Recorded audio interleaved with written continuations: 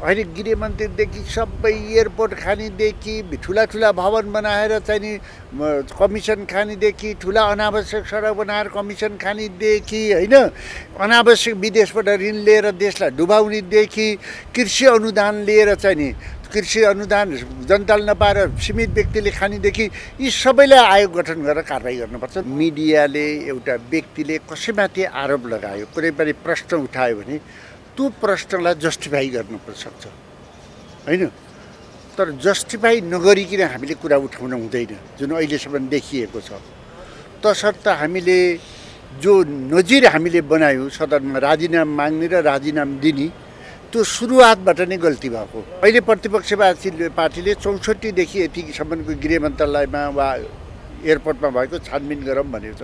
यो कुरा पहिल्यैबाट हुनुपर्थ्यो र यो आवश्यक पनि थियो। नेपालमा समयअनुसार मुलुकलाई लैजान सकेन, सत्तामा जान सक्यो, सत्तामा उपयुक्त व्यक्तिहरू लैजान सकेन, ऊ सत्तामा जान सक्यो, उसले मन्त्री बनाउन सक्यो, उसले सही मान्छे छान्न सकेन। के बेला हाम्रो संसद मुलुकको लागि जनतालाका भन्दा उरल ठाउँला कुराहरूमा झगडा गर्ने भयो। त्यसकारण नेपालका पोलिटिकल संस्कार नै राजनीतिक संस्कार नै इमोरल जस्तो देखियो भन्ने कुरा मलाई लाग्छ।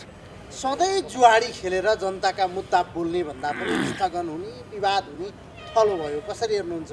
कहिले सत्ता पक्षमा जो बस्छ उसले डिफेन्स गर्छ, प्रतिपक्षले अवरोध गर्छ। हेर्नुहोस् त यो श्रृङ्खला पनि 5-6 दिन अवरोध पुगिसक्यो।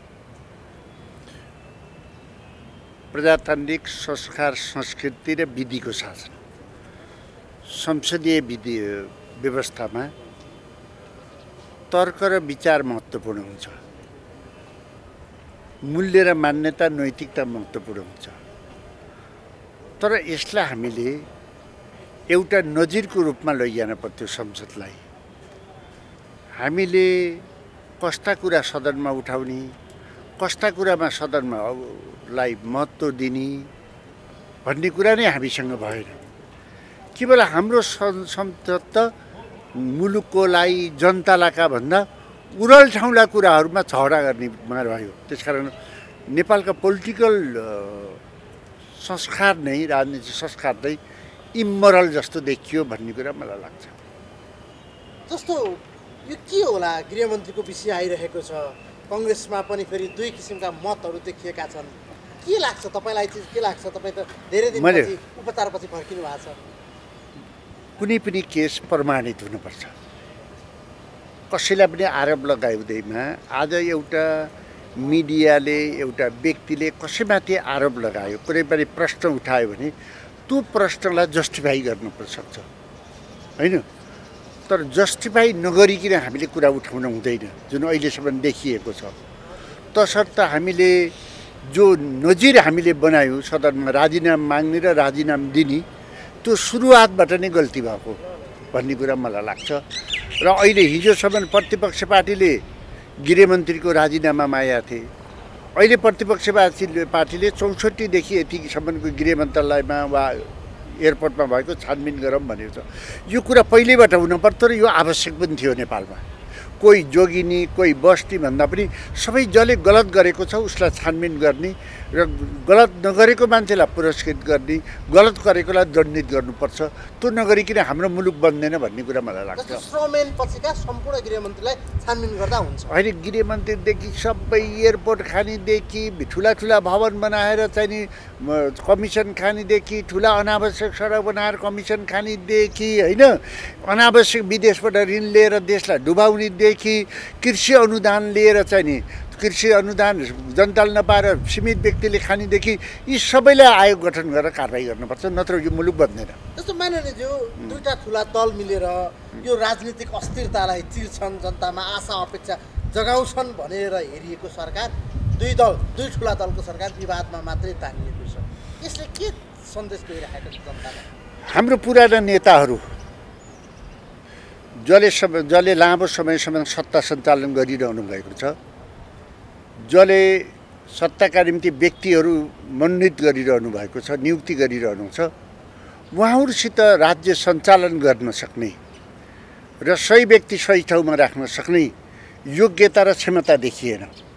त्यसकारणले मुलुकले अहिले दुःख पायो र दुईटा ठुला शक्ति मिल्दा पनि हामीले समयमा मान्छे नियुक्ति गर्न सक्ने, समयमा काम गर्न सक्ने हामीले गर्न सकेनौँ। त्यस कारणले हाम्रो लिडरसिपले समयअनुसार मुलुकलाई लैजान सकेन। सत्तामा जान सक्यो, सत्तामा उपयुक्त व्यक्तिहरू लैजान सकेन। ऊ सत्तामा जान सक्यो, उसले मन्त्री बनाउन सक्यो, उसले सही मान्छे छान्न सकेन। त्यस कारण मलाई हाम्रो पुरानो लिडरसिप हिजो प्रजातन्त्र ल्याउनका निम्ति, जेल जानका निम्ति सक्षम थियो, ऊ आदरणीय छ, तर सत्ता चलाउन सकेन भन्ने कुरा मलाई लाग्छ। विजित भिसा प्रकरणलाई चाहिँ कसरी हेर्नु? अब संसारले युवालाई सम्पत्ति मान्छ र आफ्नो देशमा राख्छ।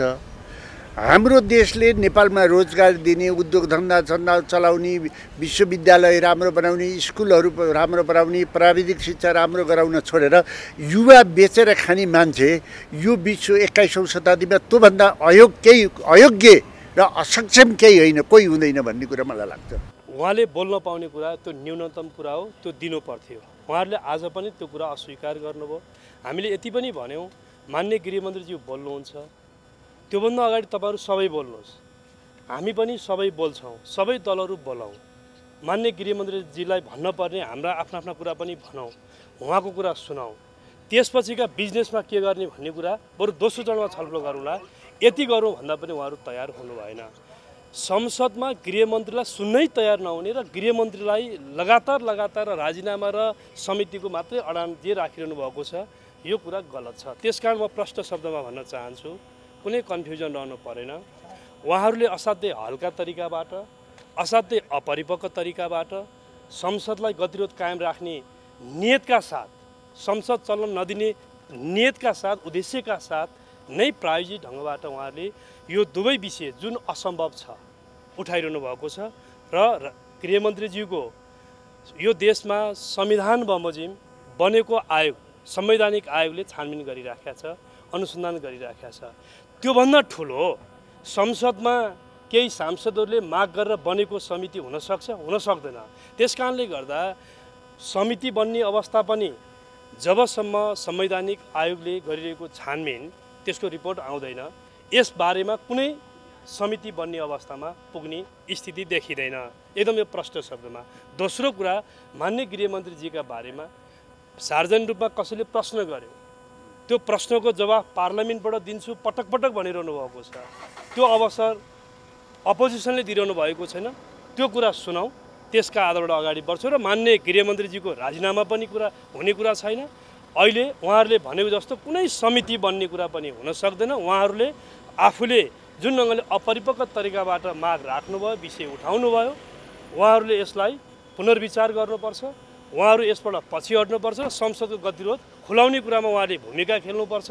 यो कुरा एकदम प्रष्ट कुरा हो। आज चाहिँ मानिज्यू, आज चाहिँ हिजोसम्ममा उहाँले चाहिँ दुईवटा माग उहाँहरूले चाहिँ छाड्नुभयो भन्ने कुरा थियो, तर आज फेरि गृहमन्त्रीको राजीनामा र यो छानबिन समिति यो दुइटै चाहियो भन्नेतिर जानुभएछ भनेको झन् बिग्रिनेतिर गयो नि त। बिग्रिने उहाँहरू माग सम्बोधन नगर्दा अवस्था त झन् बिग्रियो, जटिल भयो। यो सुन्नुहोस्, उहाँहरूले के उठाउनुहुन्छ त्यो कुरा सम्बोधन गर्न भनेर बस्ने भन्ने कुरा हुँदैन। संसदको नियमित प्रक्रियाहरू अगाडि बढ्न दिनुपर्छ। हाउसलाई यसरी बन्धक बनाउन पाइँदैन। गृहमन्त्रीले बोल्न पाउने कुरा त न्यूनतम कुरा हो नि, त्योसम्म सुन्न तयार छैन भने प्रतिपक्ष कति धेरै असहिष्णु छ।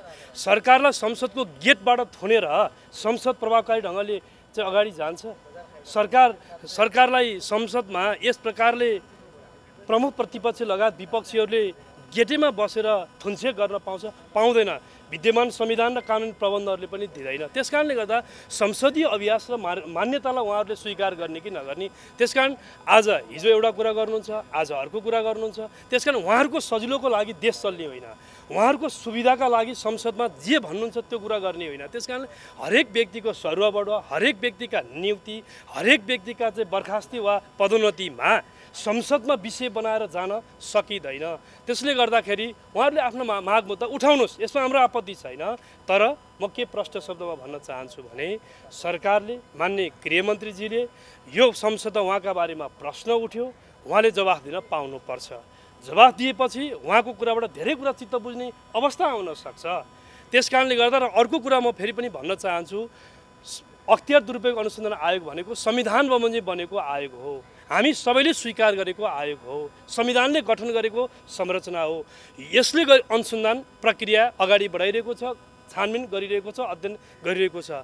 अनि हामीले बनाएको आयोग कस्तो हुन्छ, हामीले बनाएको छानबिन समिति कस्तो हुन्छ? त्यसकारण यसले के देखाउँछ भन्दा उहाँहरू आफैमा इम्याच्योर ढङ्गबाट पछि उठाउनु भयो। त्यसले गर्दाखेरि उहाँहरूलाई अहिले समस्या परेको होला। तर उहाँहरूले जे परे पनि जनताको अगाडि हामीले हतारमा छिटो गरेर कुरै नबुझिकन यो कुरा उठाएछौँ भनेर हाउस खोल्ने कुरा बढी सरल र सहज हुन्छ। यसको लागि हामी उहाँहरूलाई अपिल गर्छौँ। उहाँहरूले अन्य कुरा गर्नुहोस् न, पार्लियामेन्टमा गर्नुहोस्, हामी हाम्रा कुरा गर्छौँ, उहाँहरूले आफ्नो कुरा गर्नुहुनेछ। संसदलाई एउटा रचनात्मक र चाहिँ एउटा सृजनात्मक बहसको थलोको रूपमा लैजानको लागि सहयोग उहाँहरूले गर्नुपर्छ। र अहिले यो बन्धक उहाँहरूका कारणले भइरहेको छ, उहाँहरूले खोल्नुपर्छ। बजेटमाथिको छलफल यति महत्त्वपूर्ण विषय रोकिरहनु भएको छ। सङ्घीय निजामतीसँग सम्बन्धित विधेयक हाउसमा टेबल हुँदैछ। अब प्रतिवेदन यो पारित गर्नुपर्नेछ। संहिता कानुनसँग जोडेका कानुन बनाएन संसदले भन्ने यति ठुलो आरोप छ। सरकार यसरी मेहनतका साथ कानुन बनाउन लागिरहेको छ। संसद समितिले काम गरेको छ। यी सबै कुरालाई अवरुद्ध किन गर्न खोजिरहनु भएको छ भने उहाँहरू नियोजित ढङ्गबाट नियत नै बनाएर पार्लियामेन्टलाई असाध्यै एउटा चाहिँ गतिहीनतातर्फ लैजान खोज्दै हुन्छ। यो दुःखद कुरा हो र हामी फेरि पनि आग्रह गर्न चाहन्छौँ यो बाटो उहाँहरूले त्याग गरेर सुचारू हाउसलाई सुचारू गर्नुपर्छ। नमस्कार। होइन, हामीले लचक हुने कुरै भएन। लचक भन्ने प्रश्न पनि यहाँ रहेन नि। उहाँहरूले के जस्तो मान्नुहोस् पर्सिदेखि उहाँहरू एउटा कोही कर्मचारी हिजो अस्ति महानगरपालिका कसैलाई बर्खास्ती गर्दै होला, त्यसका बारेमा आयोग बनाऊ भन्दै आउनु होला भनेको हरेक पटक यस्ता असान्दर्भिक चाहिँ विषयहरूमा पनि प्रवेश गर्न सकिन्छ कि सकिँदैन। कुनै समयमा एउटा कर्मचारी हटायो सरकारले, कर्मचारी हटाएका बारेमा कति दिन हाउस बन्द गर्नुभयो। अनि यो तरिकाबाट पार्लियामेन्ट लाने हो। एउटा व्यक्तिका बारेमा संसदमा बहस हुन्छ कि यति महत्त्वपूर्ण सार्वभौम नेपाली जनताको विवेकको मतबाट निर्वाचित भएको सर्वोच्च जनप्रतिनिधिमूलक संस्था एउटा राष्ट्रिय नीतिहरूका बारेमा बहस गरौँ, कानुन निर्माणका बारेमा धेरै चाप छ, यसका बारेमा छलफल पैरवी गरौँ र यो बिचमा 10 महिनाका बिचमा यो देशलाई ठिक पथमा मार्गमा लैजानु पर्छ भनेर प्रतिपक्ष र विपक्षी दलको तर्फबाट सरकारलाई दिएको सुझाव एउटा राम्रो भन्नुहोस् त। हरेक दिन फलानो व्यक्तिलाई किन हटाइस्, फलानो व्यक्तिलाई सरुवा किन गरिस्, फलानो डिजीका बारेमा के, फलानो डिआइजीको बारेमा के, फलानो एसएसपीको बारेमा के, फलानो कहाँको चाहिँ हरदार सुब्बाको बारेमा के, फलानोको चाहिँ एमडीको बारेमा के। यस्तो पार्लियामेन्टमा यस्तो बस यसले के हो भने हेर्नुहोस् प्रतिपक्ष रचनात्मक हुन सकेन, सृजनात्मक हुन सकेन र कमजोर एउटा पृष्ठभूमि र एउटा अनुभवहीनताको एउटा मारमा आज यो संसद हामी परिरहेका छौँ। हामी जस्ता सांसद, म पनि चुनाव जितेर आएको, हामी धेरै सांसदहरू हाम्रा पनि मुद्दाहरू हाम्रा जिल्लाका हाम्रा क्षेत्रका जनताका मुद्दाहरू संसद मार्फत सरकारलाई सुनाउन चाहन्छौँ कि हाम्रा अधिकारहरूलाई कुण्ठित हरेक पटक उहाँहरूले गरिरहने।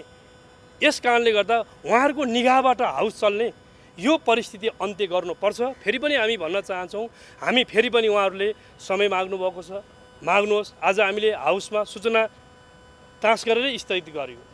हामी यसमा सहयोगी भूमिकामा छौँ, किनभने जबरजस्ती नगरौँ भन्ने कुरामा हामी तयार छौँ। तर उहाँहरूले पनि आफूलाई ठिक तहबाट समीक्षा गर्न जरुरी छ। यो संसद भनेको हामी सबैको साझा हो। यसको प्रभावकारिताभित्र हामी सबैले जस पाउँछौँ भन्ने कुरा बुझौँ। यो कुरामा यो प्रतिपक्ष वास्तवमा जिम्मेवार बन्न सकेन, यसप्रति दुःख छ। धन्यवाद, नमस्ते।